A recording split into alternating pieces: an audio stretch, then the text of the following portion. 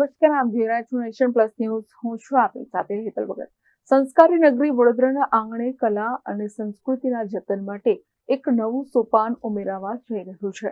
છેલ્લા 50 વર્ષોના અવિરત પરિશ્રમ અને સંશોધનના પરિપાક રૂપે વારસો ચેરિટેબલ ટ્રસ્ટ દ્વારા સૌરાષ્ટ્રના 300 વર્ષ જૂના વિલુપ્ત થતા મોતીકામ અને ભરતકામના નમૂનાઓ માટે ભારતનું સૌપ્રથમ હોમ મ્યુઝિયમ અને એક્ટિવિટી સેન્ટર શરૂ કરવામાં આવ્યું. ગુજરાતનું સાંસ્કૃતિક હૃદય બરોડા સૌરાષ્ટ્રના પ્રાચીન મોતી અને ભરતકામને સમર્પિત પ્રથમ ગૃહ સંગ્રહાલય અને પ્રવૃત્તિ કેન્દ્રના ઉદ્ઘાટન સાથે એક ઐતિહાસિક અને હૃદયસ્પર્શી ક્ષણનું સાક્ષી બન્યું છે. આ અનોખી પહેલ દૂરંદેશી દ્રઢતા અને લુપ્ત થતા વારસાને જાળવવા માટેની અદમ્ય પ્રતિબદ્ધતાનો પુરાવો છે. આ સંગ્રહાલયનું સફર લગભગ 50 વર્ષ પહેલા શરૂ થયું હતું, જ્યારે ડોક્ટર ગીતા શેઠ ભટ્ટે દિલ્હી અને ગોવા જેવા સ્થળોએ સૌરાષ્ટ્રના અમૂલ્ય પ્રાચીન મોતીકામને કાપીને બદલીને સસ્તા સંભારણાઓમાં ફેરવવામાં આવતા જોવા મળ્યા હતા. ઘણા લોકો જેને ફક્ત સુશોભન ટુકડાઓ માનતા હતા, ડોક્ટર ભટ્ટે એને જીવંત વાર્તાઓ તરીકે ઓળખી હતી. કુશળતા, નિષ્ઠા અને સાંસ્કૃતિક સ્મૃતિથી રચાયેલ તે જ ક્ષણે તેમણે આ ઉત્કૃષ્ટ રચનાઓને વિસ્મૃતિમાંથી બચાવવા અને ભવિષ્યની પેઢીઓ માટે તેનું રક્ષણ કરવાનો સંકલ્પ કર્યો. 3 સદીઓ પહેલા સ્ફટિક મોતી ઇટાલીથી આફ્રિકા થઈને સૌરાષ્ટ્ર જતા હતા, જ્યાં સ્થાનિક મહિલાઓના કુશળ હાથ દ્વારા તેમને આકર્ષણ શણગારમાં રૂપાંતરિત કરવામાં આવતા હતા. આ મોતીના ટુકડાઓ ફક્ત ઘરેણા ન હતા, પરંતુ પ્રિય વારસાગત વસ્તુઓ હતા, જે પુત્રી અથવા બહેનના દહેજના ભાગરૂપે પ્રેમથી તૈયાર કરવામાં આવતા હતા. દરેક ટુકડો કલાત્મકતા, સમુદાય ઓળખ અને ભાવનાત્મક વારસાને પ્રતિબિંબિત કરે છે. ભારતની સ્વતંત્રતા પછી મોતીનું ઉત્પાદન સ્થાનિક સ્તરે શરૂ થયું. જ્યારે આનાથી સામગ્રી વધુ સુલભ બની, ત્યારે ઇટાલિયન મોતીની અજોડ ચમક ધીમે ધીમે ઓછી થઈ ગઈ અને કારીગરની સુંદરતા સમુદાયોમાં બદલાતી ગઈ. સમય જતાં આ જટિલ લોક કલા ઉપેક્ષા, વ્યાપારી શોષણ અને આખરે અદૃશ્ય થઈ ગઈ. આ નુકસાનને રોકવા માટે કટિબદ્ધ ડોક્ટર ગીતા શેઠ ભટ્ટે સૌરાષ્ટ્રના ગામડાઓમાં 5 દશકો સુધી મુસાફરી કરી, ધીરજપૂર્વક મોતીકામ અને હાથ ભરતકામના દુર્લભ અને અધિકૃત નમૂનાઓ એકત્રિત કર્યા. આજે તેમનો સંગ્રહ ફક્ત એક સંગ્રહ નથી, પરંતુ મહિલાઓની સર્જનાત્મકતા, સાંસ્કૃતિક આદાન પ્રદાન અને કલાત્મક શ્રેષ્ઠતાનો ભાવનાત્મક ઇતિહાસ છે. જેને કહીએ ને ઝલક છે. આ ઝલક છે,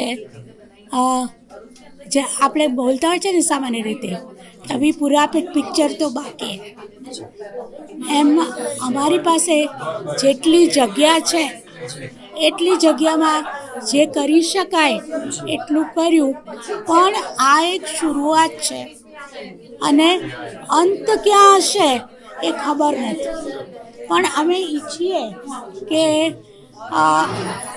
આનંદીબેન પટેલ જેવા, અનારબેન પટેલ જેવા લોકો જો રસ લેતા હોય તો આ એક કલા ખરેખર મરવા પડી છે. અને ઓલમોસ્ટ એમ માનો ને કે મને ખબર છે 5 વર્ષ પહેલાં એક વ્યક્તિ મોતીનું કામ કરતી હતી, એની પાસે 800 બહેનો હતી, આજે 50 છે. હવે આજે થતું રહ્યું છે એનું કારણ એ છે કે ડિમાન્ડ નથી. હવે આપણે કદાચ એનું અનારબેન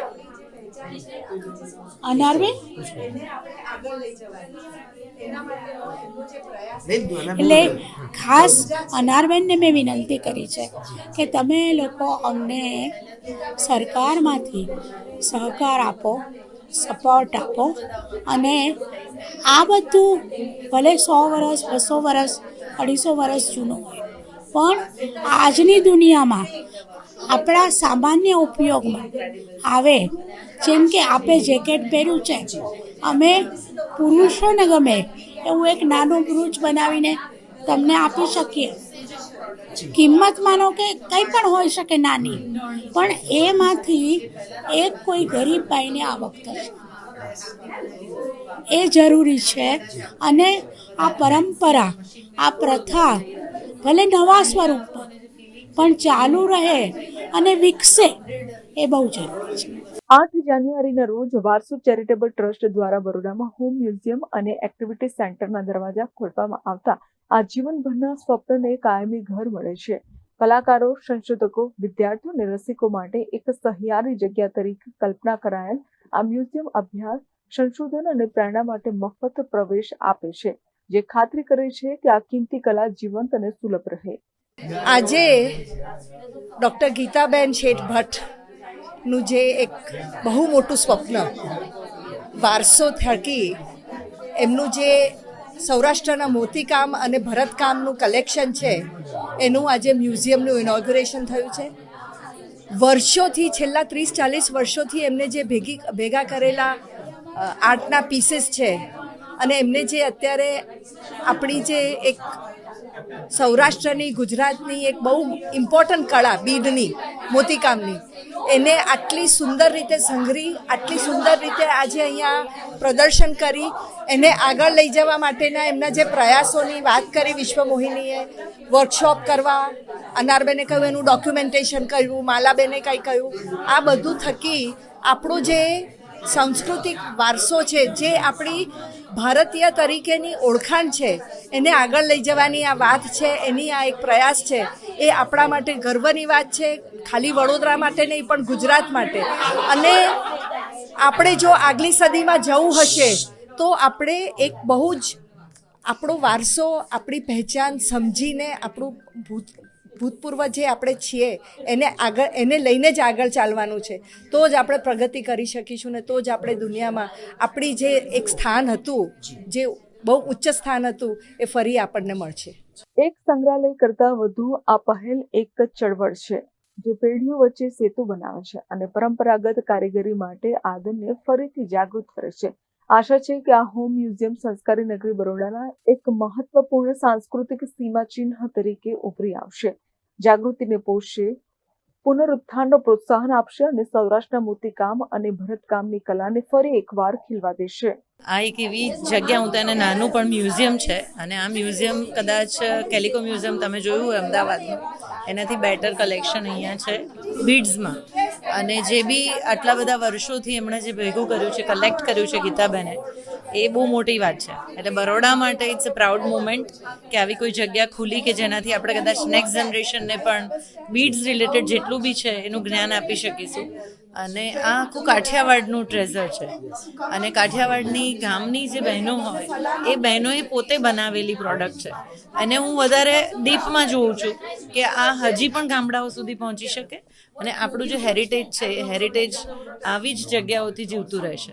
આવીને આવી વધારે ને વધારે જગ્યાઓ બને. સો વારસોને કોંગ્રેચ્યુલેશન્સ અને ગુડ લક કે આગળ વધે.